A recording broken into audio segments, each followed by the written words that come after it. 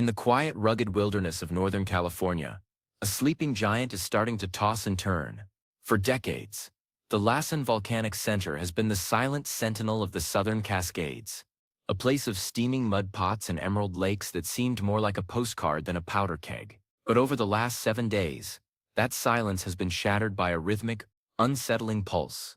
20 earthquakes have rattled the foundations of Lassen Peak in just 1 week, and the scientific community is shifting from routine observation to high alert. This isn't just a random cluster of tremors.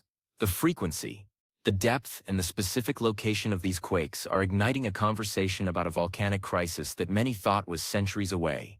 When a volcano like Lassen starts talking in the language of seismic swarms, we have to listen very carefully, because the last time this mountain truly woke up, it changed the landscape of California forever.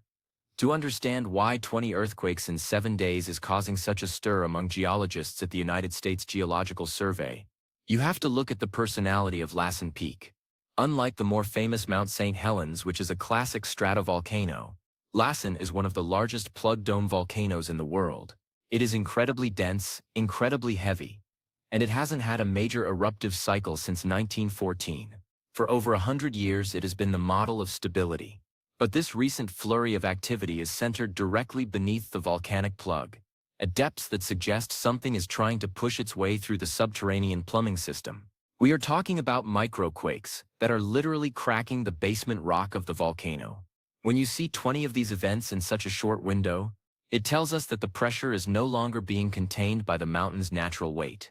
Something is shifting down there, and it is moving with a sense of urgency we haven't seen in our lifetime. Now, let's talk about the nature of these quakes. You have 2 plates sliding past each other, or seismic swarms, are different. They are often caused by the movement of fluids, specifically magma or hydrothermal gases, forcing their way into new cracks. Imagine the rock beneath Lassen as a giant, brittle sponge. As magma rises from the mantle, it injects heat and pressure into that sponge. The rock can only take so much before it snaps. Each of those 20 quakes represents a failure of the rock, a tiny breach in the armor of the volcano. Scientists are currently analyzing the waveforms of these tremors to see if they are long-period events. If they are, it means we are seeing the literal breath of the magma moving through the system. This is why the term volcanic crisis is being used. Because a swarm like this is often the very first chapter in an eruption story. Why is this happening now? Lassen sits at a very unique geological crossroads. It is at the southernmost tip of the Cascade Range, where the Gorda Plate is being shoved underneath the North American Plate. This subduction process is what fuels all the volcanoes in the Pacific Northwest. But Lassen is in a particularly sensitive spot. The crust here is being pulled in 2 different directions. You have the subduction from the west, and the stretching of the Basin and Range Province from the east. This creates a weak spot in the crust that magma can take advantage of.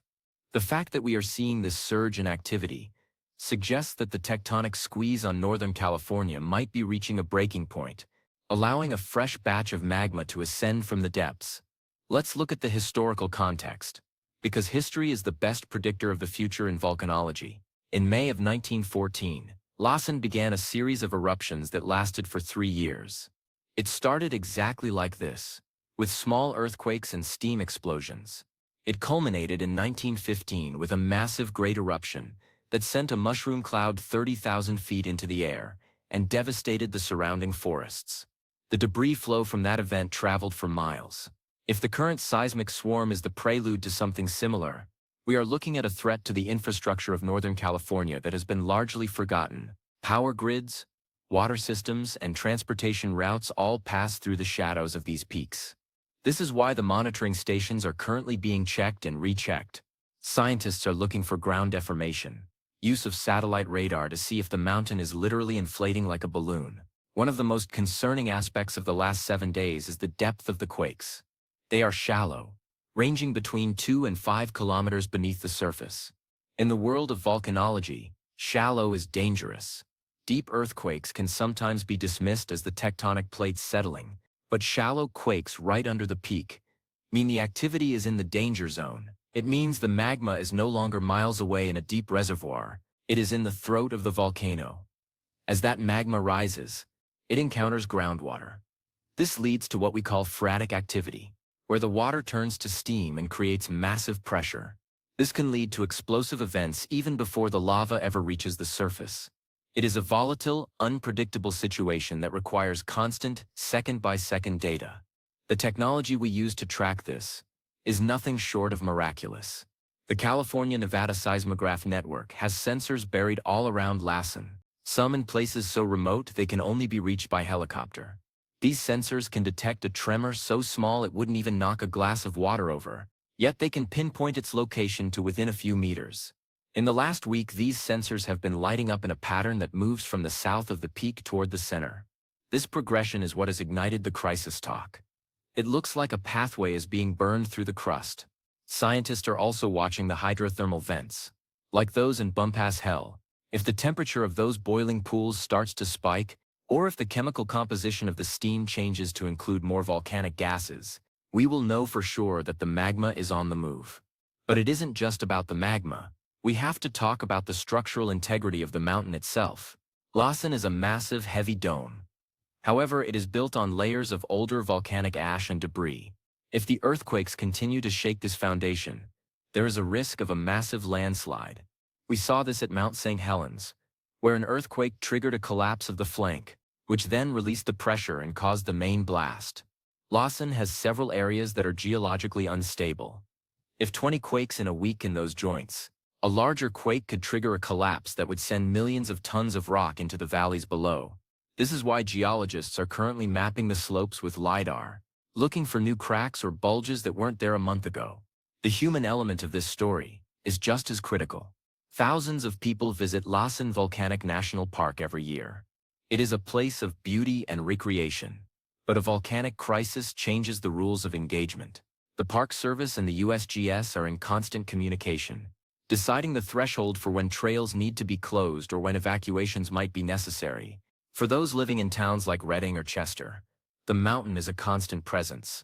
Seeing 20 earthquakes on the news in a week brings back a primal sense of vulnerability. We like to think we have conquered the earth with our cities and our technology, but one shift in a magma chamber beneath California reminds us that we are just guests on a very active planet. Let's dive deeper into the chemistry of the situation. Volcanologists are currently flying gas-sensing drones over the summit. They are looking for a specific ratio of carbon dioxide to sulfur dioxide.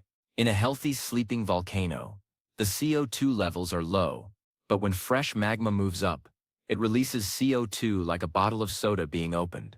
If the drones pick up a spike in these gases, it is a definitive sign that the magma engine is idling and ready to rev up.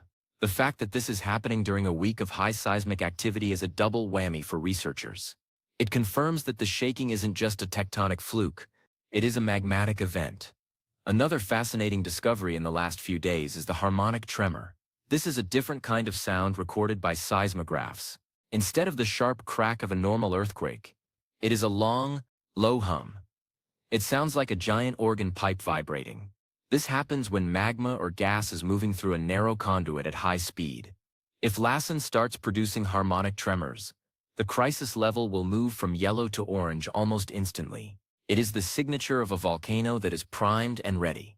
We haven't seen a sustained harmonic tremor at Lassen in our recorded seismic history, so scientists are listening for that specific frequency with bated breath. We also have to consider the regional impact, a chain that includes Mount Shasta, Crater Lake, and Mount Rainier.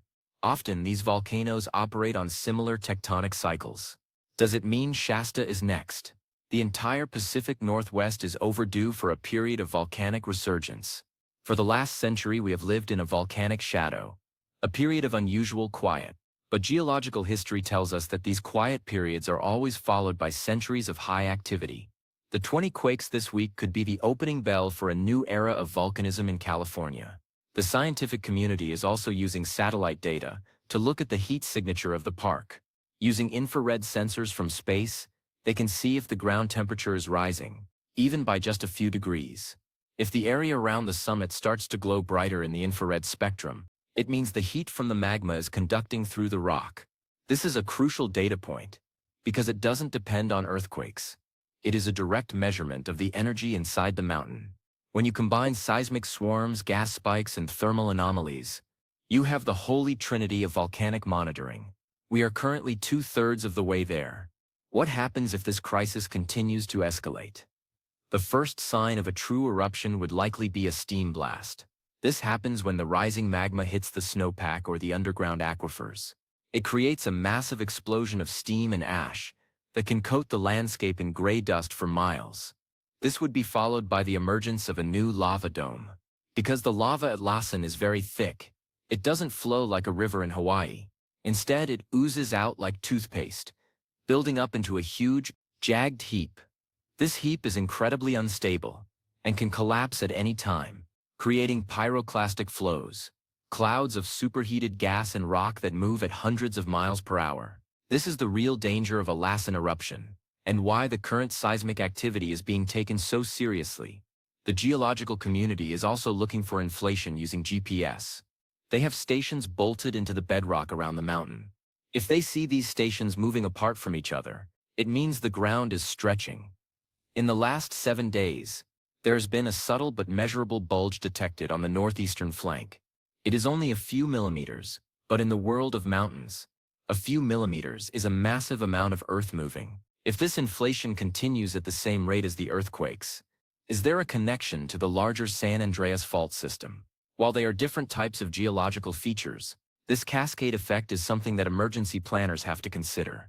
A volcanic crisis is rarely just about the volcano. It is about the entire regional balance.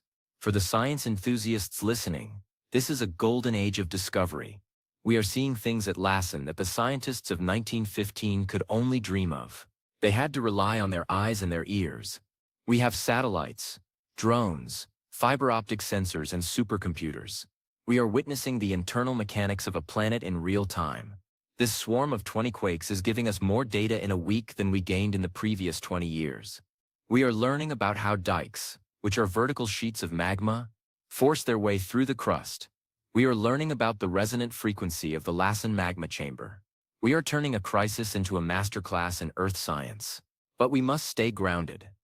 The crisis talk is meant to prepare, not to alarm. Volcanoes are notoriously fickle. They can swarm for months, and then simply go back to sleep. This is what we call a failed eruption. Sometimes the magma reaches the upper crust, loses its gas pressure and cools in place, forming a giant block of granite underground. If that happens, we will have a lot of interesting data, and no explosion. But we cannot assume that will happen. In science, we plan for the worst and hope for the study. The 20 quakes are a yellow light, a warning to slow down, pay attention, and get the sensors ready. The environmental impact of even a small event at Lassen would be significant. The park is home to unique ecosystems.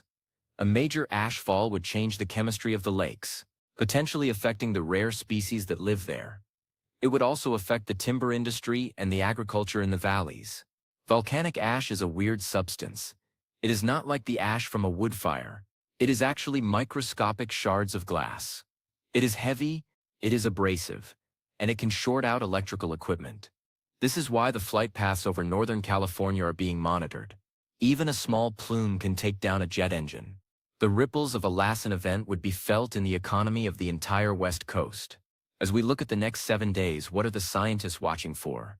They are looking for migration. If the earthquakes stay in one place, it is one thing. But if they start to move upward, toward the surface, that is a sign that the magma is on the march.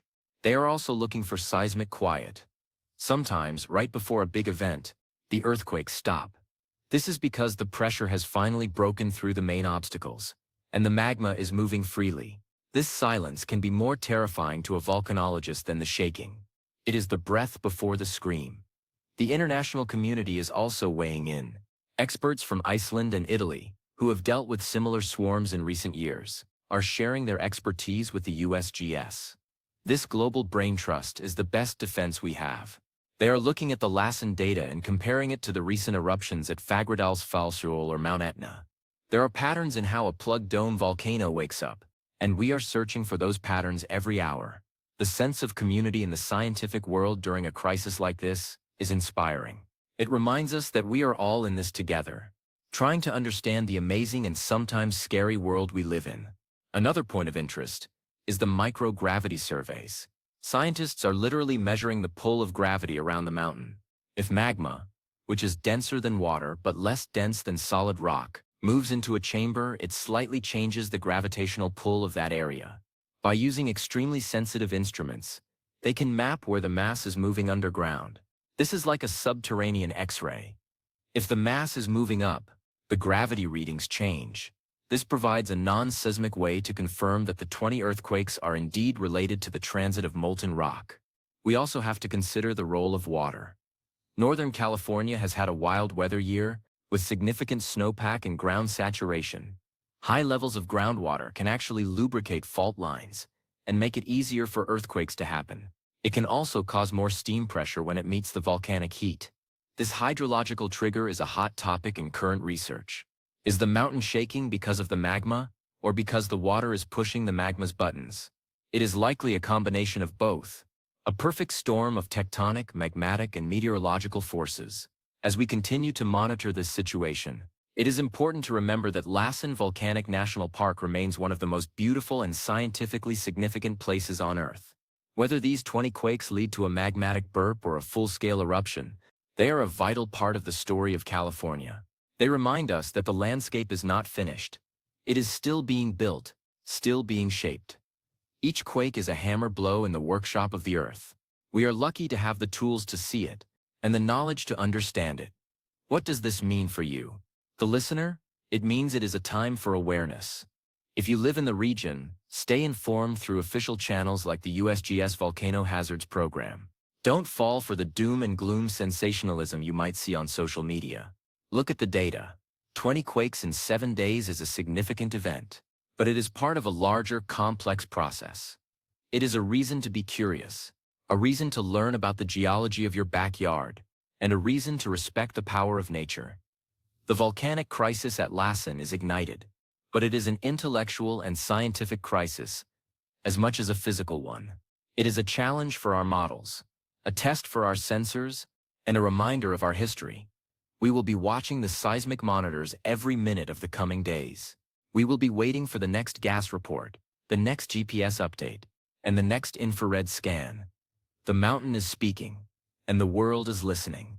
Lassen Peak has been a silent giant for over 100 years, but today, it is reclaiming its place at the center of the geological stage. Stay tuned, because the story of Northern California's sleeping giant is just getting started.